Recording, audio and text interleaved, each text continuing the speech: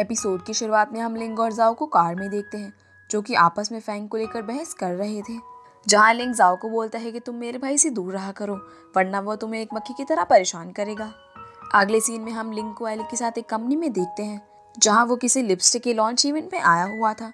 और जब वो दोनों लिफ्ट से वापस जा रहे थे, तो वहां पर जाओ की बहन जाइनर भी आ जाती है, जो उसे कहती है कि मुझे उम्मीद नहीं थी कि आप यहाँ पर आओगे। जिस पर लिंग कहता है कि मुझे वो लिपस्टिक अच्छी लगी, इसीलिए मैं उसके लॉन्च इवेंट में चला आया।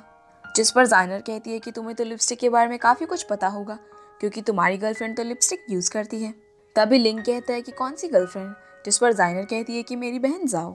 अब लिंग उसे बताता है कि जाओ मेरी गर्लफ्रेंड नहीं है, बल्कि मैं तो उसे इम्प्रेस करने की कोशिश कर रहा हूँ। और वो जाइनर से ये भी पूछता है कि लड़कियों का पसंदीदा गिफ्ट कौन सा है। तब जाइनर उसे कहती है कि अगर तुम मेरी मानो तो जाओ को एक अच्छा सा परफ्यूम गिफ्ट कर दो, क्योंकि उसे परफ्यूम काफ़ी पसंद है। इसके बाद हम जाओ को उसी कंपनी में देखते हैं जहाँ उसने जॉब के लिए अप्लाई किया था। यहाँ पर उसका लीडर उसे काम समझाता है, जिस दौरान उसे दो लड़कियाँ मिलती हैं, जिनका नाम मोमो और हुआन था, और वो दोनों खुद को इंट्रोड्यूस करती हैं। फिर हम जाओ को उसके भाई और यूरो के साथ एक रेस्टोरेंट में देखते हैं, जहाँ ये लोग जाओ की न्यू जॉब के लिए सेलिब्रेट करने आए थे। तभी वहाँ की वेटर इनके लिए नॉनवेज फूड और रेड वाइन लेकर आती है, और इनके पीछे खड़ी एक सर्वेंट वायलिन बजाने लगती है, जिसे देखकर ये सभी हैरान रह जाते हैं। और जाओ वेटर को बोलती है कि हमने तो ये सब ऑर्डर नहीं किया था। लेकिन पीछे से फांग वहाँ पर आ जाता है, जो कहता है कि ये सब तुम्हारे लिए मैंने ऑर्डर किया है। और वो ये भी कहता है कि अगर तुम लोग कुछ और खाना चाहते हो तो ऑर्डर कर सकते हो। लेकिन एनशिंग कहता है कि मुझे ड्राइव करना है, इसीलिए मैं ड्रिंक नहीं करूँगा, और मेरी बहन वाइन नहीं पीती।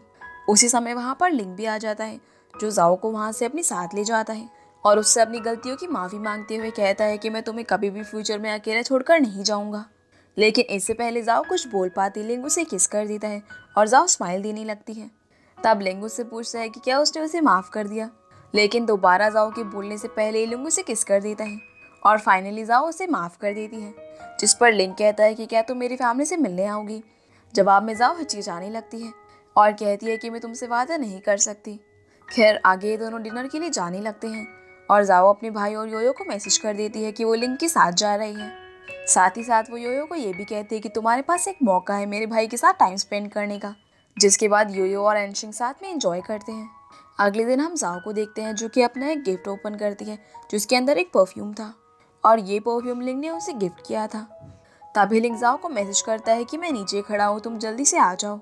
इसके बाद लिंग जाओ को अपने घर ले जाने लगता है, और घर में एंटर होने से पहले वो उसे एक वॉच पहनाता है। फिर वो उसे घर के अंदर ले जाकर सभी से मिलवाता है, जहाँ पर फैंग भी मौजूद था, जो जाओ को देखकर फिर से शुरू हो जाता है। तभी वहाँ पर लिंग की मॉम आती है। जब वो जाओ को देखती है तो उन्हें बहुत अच्छा लगता है, और यहाँ पर जाइनर भी मौजूद थी। फिर वहाँ पर लिंग के फादर आते हैं, जो जाओ की तारीफ करते हुए कहते हैं कि तुम बिल्कुल अपनी माँ जैसी हो। अब ये सभी खाना खाने के लिए टेबल पर बैठे थे। तभी लिंग के फादर एक बॉक्स को ओपन करते हैं, जो कि जाओ ने उन्हें गिफ्ट किया था, जिसके अंदर एक पेंटिंग ब्रश था। जाओ लिंग के फादर को बताती है कि ये ब्रश उसकी मॉम का फेवरेट ब्रश था, जिसे मैंने आपके लिए संभाल कर रखा था। जिस पर लिंग के फादर जाओ को थैंक यू बोलते हैं, और जाइनर भी उसके लिए गिफ्ट लेकर आई थी, जो कि एक पेंटिंग थी। तभी लिंग के फादर इमोशनल हो जाते हैं, और वो जाओ को बताते हैं कि जब तुम पैदा हुई थी तब मैं तुम्हारी मॉम के लिए कुछ नहीं कर पाया, लेकिन अब तुम हमारी फैमिली का एक हिस्सा हो। अब सभी लोग खाना खाते हैं। जिसके बाद लिंग जाओ को अपने घर के गार्डन में लेकर जाता है, जहाँ काफ़ी सुंदर सजावट की हुई थी। यहाँ आकर ये दोनों काफ़ी इंजॉय करते हैं और एक दूसरे के साथ काफ़ी अच्छा टाइम स्पेंड करते हैं। वहीं हम फैंग को देखते हैं, जो कि कार लेकर कहीं जा रहा था। दूसरी तरफ हम लिंग को देखते हैं, जो कि जाओ को उसके घर पर लेकर आया था, लेकिन जाओ से कहती है कि तुम नशे में हो, क्योंकि वो उसे उसके पुराने घर पर लेकर आ गया था। जिस पर लिंग कहता है कि ये तो तुम्हें अभी पता चल जाएगा। फिर लिंग जाओ को वहाँ पर लेकर जाता है, मतलब कि उसने उसका पुराना घर दोबारा से अरेंज कर लिया था। ये देखकर जाओ काफ़ी खुश होती है। जिसके बाद लिंग उसे एक लेटर दिखाता है, जिस पर उस घर की मालकिन ने साइन किया हुआ था, और उसके अंदर लिखा था कि आज से लिंग इस घर का रेंट पे करेगा। तभी लिंग जाओ को हक कर लेता है और कहता है कि हम दोनों दोबारा यहीं से अपनी लव स्टोरी स्टार्ट करेंगे। अगले सीन में हम देखते हैं कि लिंग जाओ को उसके भाई के अपार्टमेंट में छोड़ने आया था। तभी वहाँ पर एनशिंग आ जाता है, जो कि जाओ को अपने साथ लेकर जाने लगता है। लेकिन लिंग एनशिंग को बताता है कि अब हम दोनों रिलेशनशिप में हैं, और वो जाओ को गुड नाइट किस देने के लिए कहता है। लेकिन जाओ से कहती है कि अभी तुम चले जाओ, हम कल मिलेंगे। पर लिंग इन दोनों को रोककर उसे हक कर लेता है। फिर हम एनशिंग को देखते हैं, जो कि शायद जाओ से नाराज था।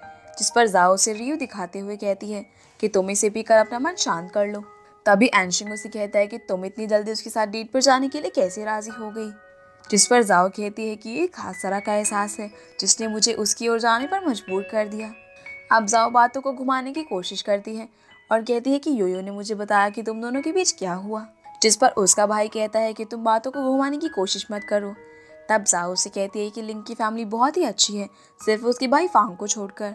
लेकिन एनशिंग उसे कहता है कि तुम एक बार किसी से मिलकर ये डिसाइड नहीं कर सकती कि कौन अच्छा है या फिर कौन बुरा।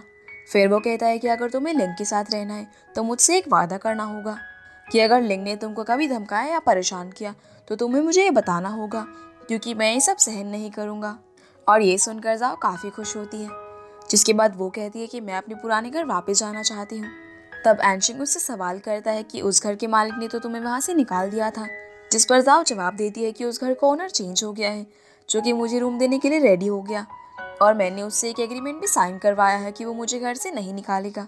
अगले सीन में हम जाओ को उसके पुराने घर में देखते हैं जहाँ वो अपना सामान सेट कर रही थी, और यहाँ पर एली भी मौजूद थी जो कि उसकी मदद करने के लिए आई थी। और काम खत्म होने के बाद वो वहाँ से चली जाती है।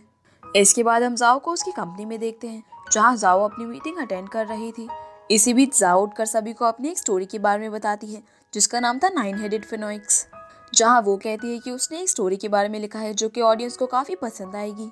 लेकिन हम देखते हैं कि उसका कॉन्सेप्ट किसी को खास पसंद नहीं आता, पर फिर भी वहाँ का डायरेक्टर कहता है कि अगर तुम कॉन्फिडेंट हो तो तुम ट्राई कर सकती हो। वहीं हम लिंक को देखते हैं जो कि कंपनी के बाहर जाओ का वेट कर रहा था। तभी वहाँ पर जाओ आती है जो कि लिंक को बताती है कि आज उसे ओवर टाइम लगेगा, इसीलिए मैं तुम्हारे साथ नहीं आ सकती। फिर वो वापस से अंदर चली जाती है और अपनी स्टोरी को लेकर वो सारी रात काम करती है।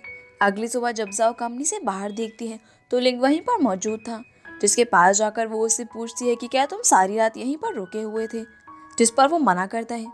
अब ये दोनों जब कार के अंदर होते हैं तो हम वहाँ पर युगाओ को देखते हैं जो इन दोनों को छिपकर देख रही थी और मन ही मन बड़बड़ा रही थी कि जाओ तुम इतनी खुश रहने के लिए लायक नहीं हो। अगले सीन में हम जाओ को फिर से उसकी कंपनी में देखते हैं जो कि काफ़ी परेशान लग रही थी। तभी वो अपना फ़ोन निकालकर स्टोरीज रैंकिंग की लिस्ट को देखती है, जिसे देखकर वो काफ़ी खुश हो जाती है क्योंकि उसकी रीसेंट स्टोरी की रैंकिंग नंबर 1 पर चल रही थी।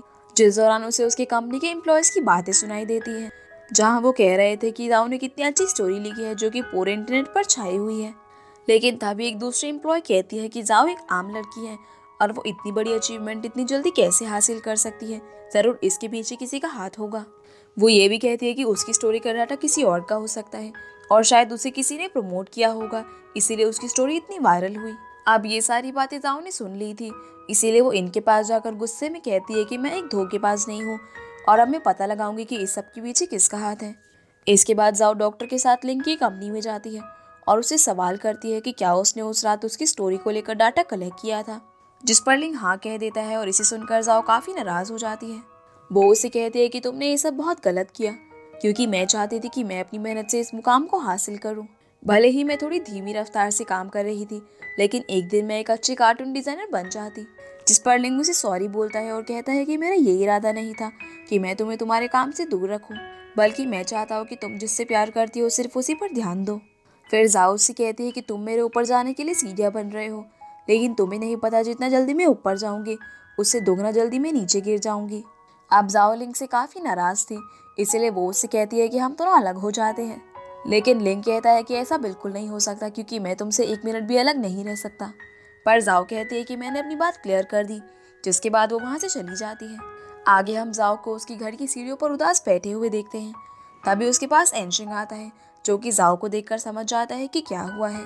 वहीं लिंक को हम एक क्लब में देखते हैं जो कि अपना मन शांत करने के लिए गेम खेल रहा था। दूसरी तरफ जाओ जो कि अपनी कंपनी में काम कर रही थी, तभी उसके पास किसी का मैसेज आता है जिसमें लिखा था कि तुम जिसे ढूंढ रही हो वो बीसू विलेज में मौजूद है। जिसे देखने के बाद जाओ तुरंत बीसू विलेज की ओर निकल जाती है और वो एनजिन को मैसेज कर देती है कि वो युगाओं से मिलने के लिए बीसू विलेज में जा रही है, इसीलिए तुम मुझे रात को लेने मत आना। जिसे देखकर एनशिंग उसे कॉल लगाता है लेकिन उसका फ़ोन बंद आ रहा था। वही हम लिंक को देखते हैं जो कि जाओ के इंतजार में कंपनी के बाहर खड़ा हुआ था, लेकिन कंपनी के एम्प्लॉयज उसे बताते हैं कि जाओ यहाँ से जा चुकी है और शायद वो अपनी किसी फ्रेंड से मिलने बीसू विलेज गई है। वहीं हम जाओ को देखते हैं जो कि अपनी लोकेशन पर पहुंच चुकी थी और वो एक घर के अंदर एंटर होने वाली थी, लेकिन हम देखते हैं कि उस घर के अंदर ही जाओ एक स्टिक लेकर खड़ी हुई थी ताकि वो जाओ को मार सके। पर जैसे ही जाओ अंदर एंटर होने लगती है तभी लिंग वहां पर आकर उसे रोक देता है, जिसके बाद लिंग एक स्टिक उठाता है और ये दोनों घर के अंदर एंटर होते हैं। लेकिन घर के अंदर कोई भी मौजूद नहीं था, सिर्फ युगाओं का सामान पड़ा हुआ था। अब जाओ यहाँ से पैदल ही जाने लगती है, पर लिंग उसे कहता है कि गाड़ी के अंदर आ जाओ, लेकिन जाओ उसे मना कर देती है, जिस पर लिंग कहता है कि थोड़ी देर में बारिश आ जाएगी और तुमने व्हाइट शर्ट पहनी हुई है और अगर तुम भीग गई तो सब कुछ विजिबल हो जाएगा। जिसे सुनकर जाओ गाड़ी में बैठ जाती है। अब कुछ ही देर में शाम हो जाती है और बारिश भी होना शुरू हो गई थी। तभी लिंग जाओ को कहता है कि मेरी कार में फ्यूल खत्म होने वाला है और पास में कोई फ्यूल स्टेशन भी नहीं है, इसीलिए हमें किसी होटल में रुकना होगा। वही हम एनशिंग को देखते हैं जो कि जाओ को ढूंढने के लिए निकला था। दूसरी तरफ जाओ और लिंग एक होटल में जाते हैं, जहाँ जाकर जाओ वहाँ मौजूद एक बंदे से उसका फ़ोन मांगती है, लेकिन वो उसे फ़ोन नहीं देता और कहता है कि बाहर बारिश हो रही है इसलिए फ़ोन लाइंस काम नहीं करेंगी। जिसके बाद लिंग उससे पूछता है कि हमें एक रूम चाहिए, लेकिन जाओ कहती है कि नहीं, हमें 2 रूम चाहिए, क्योंकि जाओ लिंग के साथ सोना नहीं चाहती थी। लेकिन वो होटल वाला कहता है कि मेरे पास सिर्फ एक ही रूम खाली है, जिस पर जाओ कहती है कि हम किसी और होटल में जाते हैं। लेकिन वो बंदा इन्हें बताता है कि इस एरिया में सिर्फ यही एकमात्र होटल है, जिस कारण से इन्हें वो रूम लेना पड़ता है। आगे लिंग कहता है कि हमें एक साथ सोना होगा और अगर तुम ऐसा नहीं चाहती तो मैं नीचे फ्लोर पर सो जाऊंगा। जिसके बाद जाओ शावर लेने जाती है, जिस कारण से उसके बाल गीले हो जाते हैं, इसीलिए लिंग उसके बालों को ड्रायर से सुखाता है। फिर हम देखते हैं कि लिंग फ्लोर पर लेटा हुआ था, लेकिन उसके पैर पर एक कॉकरोच आ जाता है, जिस कारण से वो उठकर बेड पर बैठ जाता है। तभी जाओ उठती है और उस कॉकरोच को एक बुक की मदद से मार डालती है। फिर लिंग उसे मना कर देता है कि वो फ्लोर पर नहीं सोएगा, पर जाओ को भी कॉकरोच से डर लगता था, इसीलिए वो भी नीचे सोने से मना कर देती है। और फाइनली दोनों डिसाइड करते हैं कि हम दोनों साथ में सोएंगे, लेकिन हमारे बीच एक दीवार होगी। इसके बाद जाओ बीच में एक तकिया खड़ा कर देती है, लेकिन लिंग अपनी हरकतों से बाज नहीं आता और किसी तरह वो जाओ से उसकी गलती की माफ़ी मांगकर उसे मना लेता है और फाइनली दोनों साथ में सोते हैं। वही हम एनशिक को देखते हैं जो कि जाओ को ढूंढते ढूंढते यहाँ तक पहुँच चुका था। वहीं दूसरी ओर लिंग सो चुका था, लेकिन जाओ उसे टच करती है और उसे किस करके जगा देती है, जिसके बाद लिंग उसे दोबारा से किस करता है और ये एपिसोड यहीं पर ख़त्म हो जाता है। तो गाइस ये थी आज की वीडियो एंड आई होप आप लोगों को वीडियो पसंद आई होगी, तो वीडियो को लाइक कर चैनल को सब्सक्राइब जरूर कीजिएगा। तो आपसे फिर मिलते हैं अगले एपिसोड में, तब तक के लिए गुड बाय।